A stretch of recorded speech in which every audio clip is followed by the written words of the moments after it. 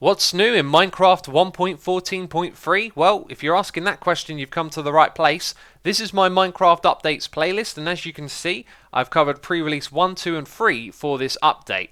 In this video, though, I'm going to be going over the key changes, summarizing all the things that you need to know about this update. If you want the deep dive into all the little bug fixes and the smaller issues, then go check out those videos. There's also a fourth pre-release as well. Here we are on the website. You can see pre-release 4, and it only had 4 bug fixes in it, so I didn't make a video. I figured I'd explain what's going on there in this one. Also, I've covered 1.14.1 and point 2. You can find that in the updates playlist. And if you want a reason to subscribe, you want to stay up to date with Minecraft's development, I've been making these videos for years. I mean, seriously, look how big this playlist is. It's ridiculous. I should also mention that on the website it says we also plan on releasing a 1.14.4 to address further issues, but for now, please enjoy the new update.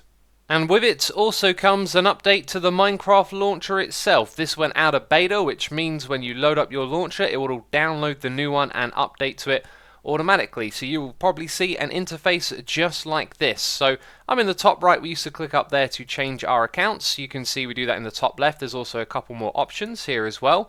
Then on the left, we can select 2 different screens. One is for news, so we can see the Minecraft.net newsfeed inside of the launcher, and the other one is your traditional launch screen. So you can now select your profile down here in the bottom left, click on play. You can switch to the different screens, which are mostly the same sort of thing, just reorganized. This is a nice feature though. You can actually search through all of your different instances, which is good if you have a lot of them, I guess. There's also this skins tab right here, and it says skins will be coming to the launcher soon. So you have to use the Minecraft.net to change your skin for now.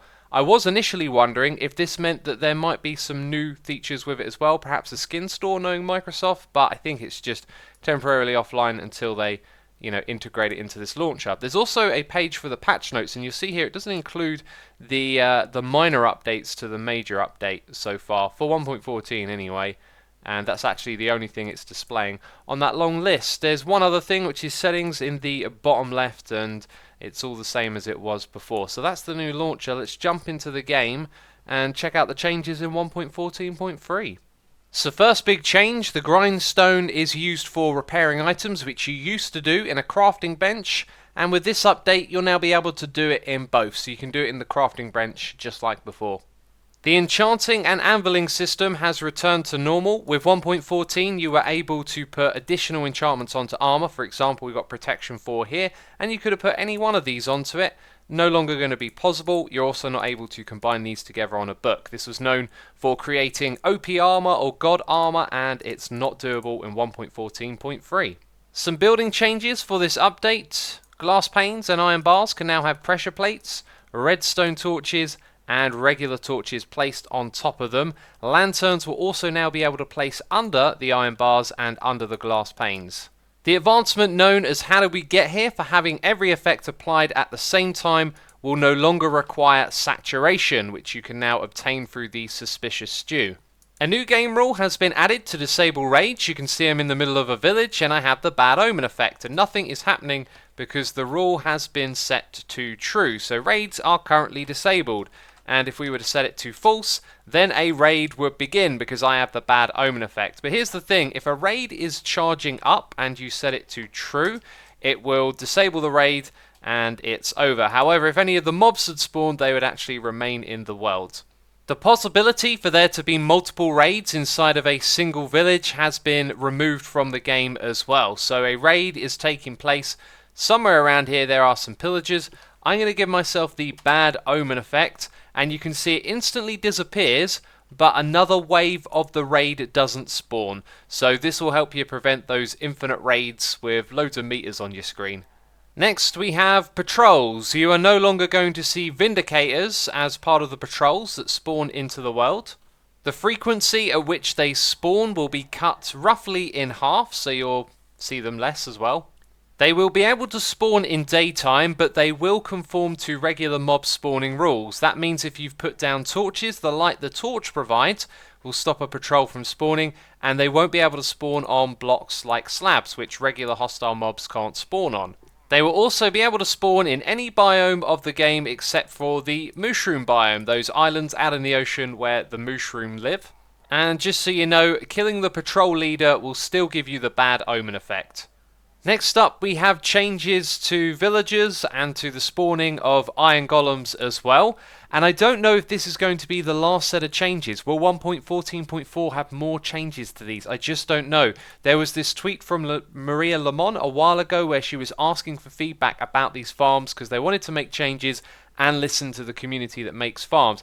The only problem is I don't know if they're going to make any more changes going forward. So if you're thinking of now building an iron golem farm or a villager farm, it might be a good idea to wait. Anyway, villagers are no longer going to gossip about iron golems to get them to spawn.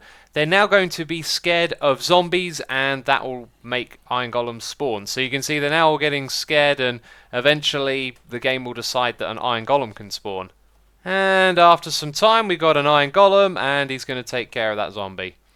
Some villager AI issues have been fixed in the form of them forgetting where their beds are set and where their workstations are. So if that was giving you issues in this update, it shouldn't be so. There was also a nasty bug where you could break a villager's point of interest and it could crash the game. That one's been taken care of. And in the last update, for some reason, villagers weren't afraid of zombie villagers. Again, this has been corrected. You can see them all getting scared. So what is wrong with the build we see in front of us? It is all lit up, and this is a gorgeous volcano, a sealed volcano with no light inside of it, built by Good Times with Scar on the Hermitcraft server, and there was this bug where light would just appear inside of dark areas. Let's jump now to the 1.14.3 update and you'll see this issue has been taken care of. So if you had some light patches randomly appearing in dark areas of your world, this update should take care of that. Zombie sieges are now back in the game. This was a feature that people didn't really notice had stopped working.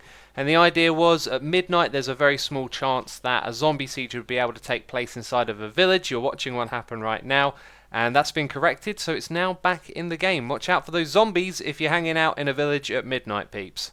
If you've been watching my update videos or my myth-busting series, you would have seen that we spotted that mobs in the nether are able to spawn on top of light source blocks like glowstone and sea lanterns, and that's being classified as a bug after being in the major update and now being removed. If you've been following these update videos, you'll know that they have been changing the way that zombie pigmen get aggressive. Do they need a line of sight with the player? Some changes went back and forth, things got nerfed, and now they kind of almost seem like they're back to normal, but I've been finding it difficult to pinpoint what exactly it is the final change that's been made is. One thing I do notice is that when the pigmen spawn in, they take a little bit longer than usual to become aggressive. So here's what I noticed was strange earlier, and this was something I was trying to do deliberately. Let's go ahead and shoot a pigman and immediately move out of its line of sight. Now you'll see that far less pigmen are going to be aggressive and come towards me. So I blocked the line of sight with the one pigman based on a hunch after reading the bug report, and that's the only one that became aggressive at me. And I think I might have actually blocked my line of sight with all the other pigmen. So this time, let's try and hit that one while jumping over here. And no, none of them on this side become aggressive. It still has something to do with the line of sight, but I just can't figure it out. And anyway, for the most part, it looks like if you were to use a farm like this as normal, then it is going to continue working. Look, here come the pigmen. Blazes also had line of sight issues as well that have been fixed. That's why you see all this fire in the farm, because the blazes were looking through the walls and shooting at the player. But now it works like normal. What's going to happen is the blazes are not going to see the player through the walls, and so your farms should be back to working order. They will also drop XP when they are killed by splash potions or lingering potions as well. As I said in the beginning of the video, there were more bugs to be talked about, but I'd already covered them in those other videos, so go and check them out if you really want to see every little detail. But that's the major stuff covered in this one. And if you enjoyed the video, please do leave it a like. It supports the channel. Thank you as always for doing that. Be sure to share it with your fellow Minecrafters if you want them to know all about the 1.14.3 update. But that's it from me, so thank you ever so much, and I'll see you later. Bye-bye.